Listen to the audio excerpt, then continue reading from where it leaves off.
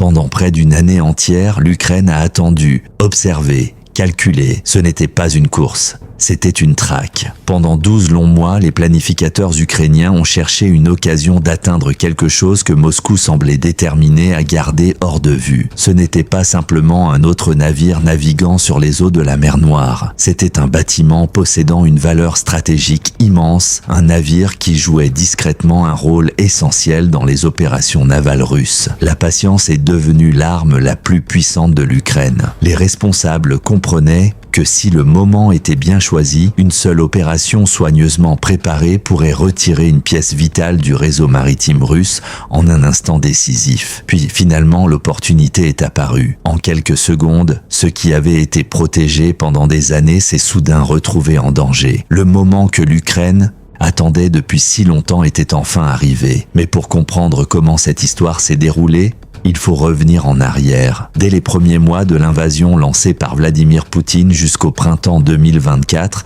un navire particulier opérait discrètement dans les eaux de la mer Noire. Son nom, l'Ivan Kurs. À première vue, il ne ressemblait pas forcément à un navire de guerre classique. Il n'était pas conçu pour mener des attaques directes ni pour lancer de vastes opérations offensives. Pourtant, derrière cette apparence relativement modeste se cachait un bâtiment chargé de certaines des missions les plus sensibles de la structure navale russe. L'Ivan Kurs fonctionnait comme l'une des plateformes de renseignement les plus avancées de la flotte. Sa mission était complexe: surveiller les signaux électroniques, recueillir des données de reconnaissance, coordonner les communications entre les navires et perturber les drones, entrant grâce à des systèmes de guerre électroniques. En résumé, il agissait comme un centre d'information flottant, les yeux et les oreilles de la flotte. Pour l'Ukraine, cela rendait ce navire extrêmement important. Le neutraliser ne signifierait pas seulement retirer un bâtiment de la mer. Cela pourrait perturber la coordination de l'ensemble du réseau naval russe en mer Noire. Mais le frapper ne serait pas simple. Le navire restait rarement prévisible. Ses déplacements étaient prudent, changeant souvent de zone à travers de larges portions de mer. Sa protection était clairement une priorité pour Moscou, car sa perte pourrait affaiblir la coordination de la flotte et exposer davantage la péninsule de Crimée à des menaces aériennes et navales plus fréquentes. L'Ukraine comprenait qu'une opération précipitée risquerait d'échouer. Alors l'attente a continué. Les mois ont passé tandis que les analystes suivaient les déplacements,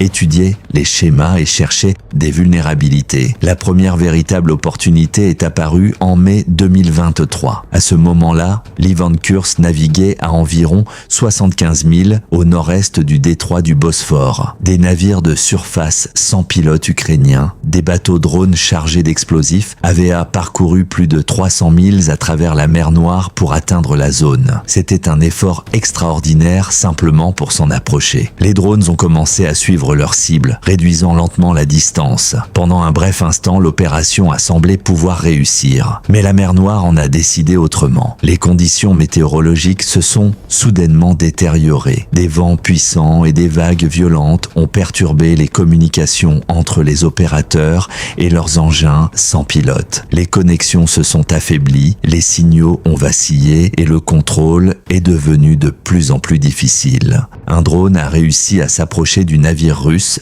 mais avant de pouvoir porter un coup décisif, il a explosé prématurément. L'Ivan Kurs a échappé à cette rencontre. Ce fut un moment critique, peut-être plus proche que beaucoup à Moscou ne l'ont compris. Mais le navire est resté opérationnel. L'Ukraine allait devoir patienter encore. Et elle a attendu. Près de 10 mois plus tard, les événements ont finalement pris une autre direction. En mars 2024, des images satellites ont commencé à circuler en ligne, montrant l'Ivan Kurs amarré dans la ville portuaire de Sébastopol, en Crimée. Quelque chose dans ces images a immédiatement suscité des interrogations. Le navire semblait endommagé. Peu après, le porte-parole de la marine ukrainienne, Dmytro Pletenchuk, a confirmé que des frappes de missiles avaient eu lieu entre le 23 et le 24 mars. Selon ses déclarations, l'équipement de reconnaissance du navire avait été gravement touché. Cela signifiait que le bâtiment n'était plus capable d'accomplir la mission pour laquelle il avait été conçu. À l'époque,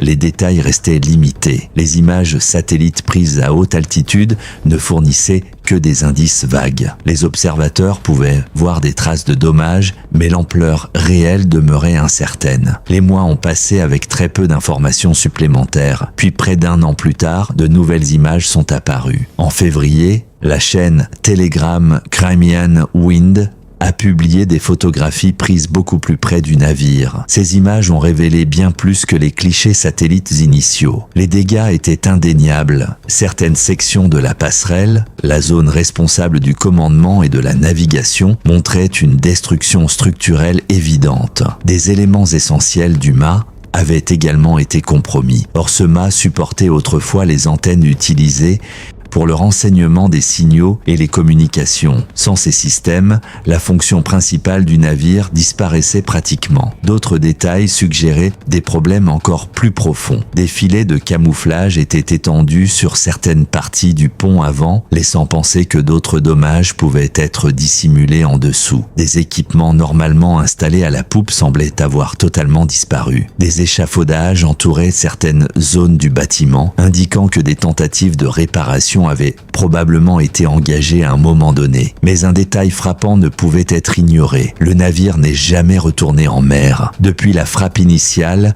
l'Ivan Kurs est resté dans le même port où les premières images satellites l'avaient montré. Près de 2 ans plus tard, il n'a toujours pas repris ses opérations. Pour la flotte russe de la mer Noire, cette situation a eu des conséquences importantes. L'Ivan Kurs était entré en service en 2018 comme l'un des navires de renseignement les plus modernes de la flotte. Conçu pour remplacer d'anciennes plateformes héritées de l'époque soviétique, il combinait une électronique avancée avec une conception relativement compacte. Avec un déplacement d'environ 4000 tonnes, le bâtiment était conçu pour rester en mer pendant de longues périodes. Son autonomie dépassait 8000 milles, largement suffisante pour patrouiller toute la mer Noire à plusieurs reprises sans ravitaillement. Cette endurance lui permettait de maintenir une surveillance constante des zones maritimes clés. Bien que le renseignement soit sa mission principale, le navire disposait aussi de systèmes défensifs. Parmi eux figuraient des lanceurs pour le système de missiles solaires 9 K-38 Igla, ainsi que plusieurs mitrailleuses lourdes destinées à contrer des menaces aériennes ou des navires approchants. En d'autres terme, il était loin d'être sans défense. Et pourtant, malgré ces systèmes, le bâtiment s'est révélé vulnérable face aux tactiques de guerre modernes. Et si vous voulez suivre chaque mise à jour majeure, chaque évolution stratégique et chaque nouveau développement qui façonne la guerre en mer et au-delà, assurez-vous de rester connecté à la chaîne, car le prochain chapitre de cette histoire est peut-être déjà en train de s'écrire, et vous ne voudrez pas manquer ce qui va suivre. Car derrière cet épisode se cache une réalité plus large. La guerre en mer Noire a profondément changé. Ce qui était autrefois dominé par de grands navires de surface, des frégates imposantes et des systèmes classiques est devenu un terrain d'expérimentation pour une nouvelle génération de tactiques. L'Ukraine, disposant d'une flotte bien plus réduite que celle de la Russie, a dû innover. Les drones navals, les frappes de précision et l'utilisation constante du renseignement sont devenus les piliers de cette stratégie asymétrique. Ce type d'opération demande une discipline stratégique considérable. Attendre peut être frustrant, mais parfois c'est précisément ce qui permet de frapper au moment décisif. Une histoire pas encore finie.